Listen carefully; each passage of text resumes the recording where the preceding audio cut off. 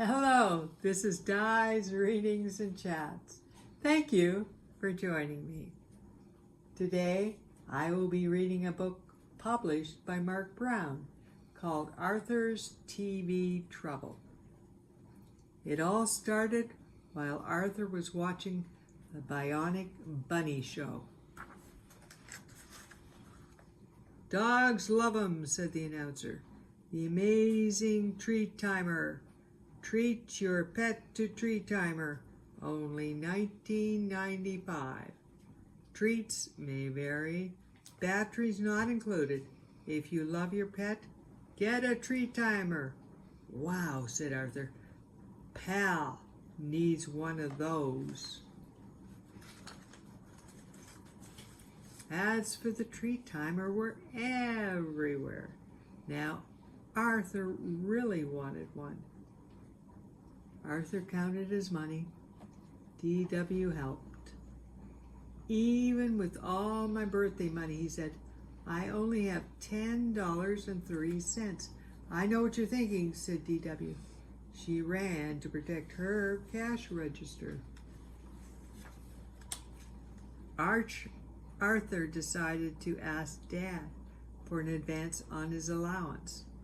"Gee, I'd love to help," said Dad, "but my catering business is a little slow right now." Arthur knew Mom would understand. "Money doesn't grow on trees," said Mother.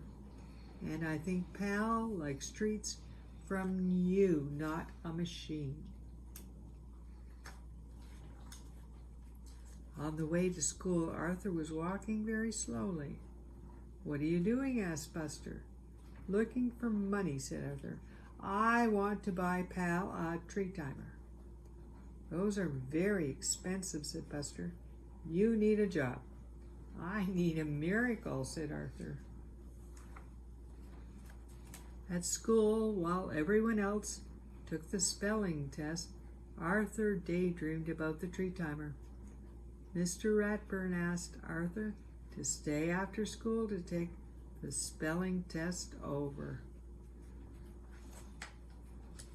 Arthur took the long way home so he could think of a good excuse for why he was late coming home. Mr. Sipple was cleaning his garage. "Hi, Arthur," he said. "Every 50 years I clean the place out. I could use a little help." "I could use a little money," said Arthur.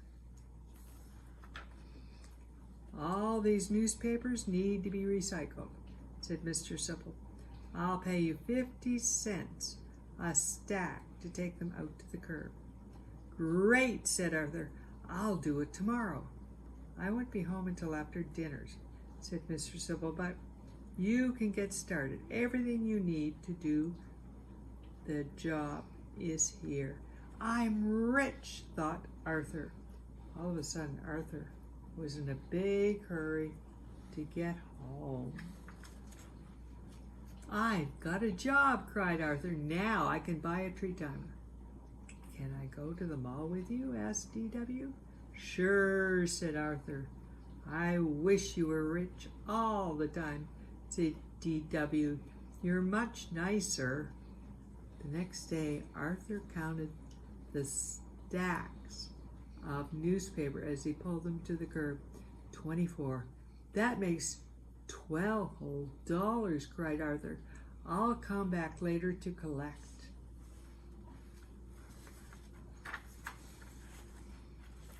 "You look exhausted," said D.W. when Arthur got home. "I don't want to see another newspaper for a long, long time," said Arthur. "Well, then don't look out the window," said D.W. "So that's what the string was for?" said Arthur. "I'd better hurry before Mr. Sipple gets home." "Wait for me," said D.W. "You're in big trouble," said D.W. "You missed some over there. Those stacks could be a lot neater." "Are you using double knots?" "Nice work," said Mr. Sipple when he got home. "Here's your $12. "Thank you, sir," said Arthur. I help, said DW. Don't I get something? You get a trip to the mall, remember? Said Arthur. The next morning, Arthur and his family were the first ones at the mall. Arthur put his money on the counter. "1 treat timer, please," he said. "It looks bigger on TV," said Arthur when he saw the box. "You assemble it, of course," said the salesperson. "And remember, all sales are final."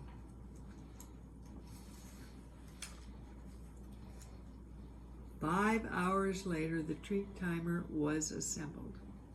"You're going to love it, pal," said Arthur. Pal sniffed it. Arthur turned it on. It clanked. Lights flashed. Treats shot out like rockets. Pal let out a loud bark and ran for cover. "Turn it off," yelled Mother. "I'm trying to," said Arthur, "but I think it's broken." "And remember," said DW, "all sales are final." Arthur went to his room to be alone. "I'm worried," said Mother. "He's been up there for hours." "I know how to get him out," said DW. "It's 7 o'clock, she yelled up the stairs. "The Bionic Bunny show is on." Seconds later, Arthur appeared. "Sit down," said DW, "so I can protect you from those nasty commercials." "I don't need these," said Arthur. "There's no way a TV ad will get all my hard-earned money ever again." "It's a magic disappearing box," said the announcer on TV. "Astound your friends, eliminate your enemies. The magic disappearing box from Kid Tricks." Said Arthur. "Now this could be useful." "What would you ever do with that?" asked DW. "Oh," said Arthur, "you might be surprised." And that ends Arthur's TV trouble. Before I say goodbye to you today, I want to sing you Barney the Dinosaur song.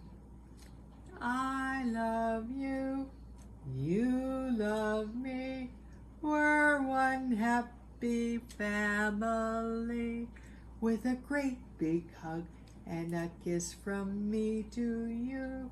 Wouldn't you say you love me too? So, until we chat again, take care and God bless you and our world.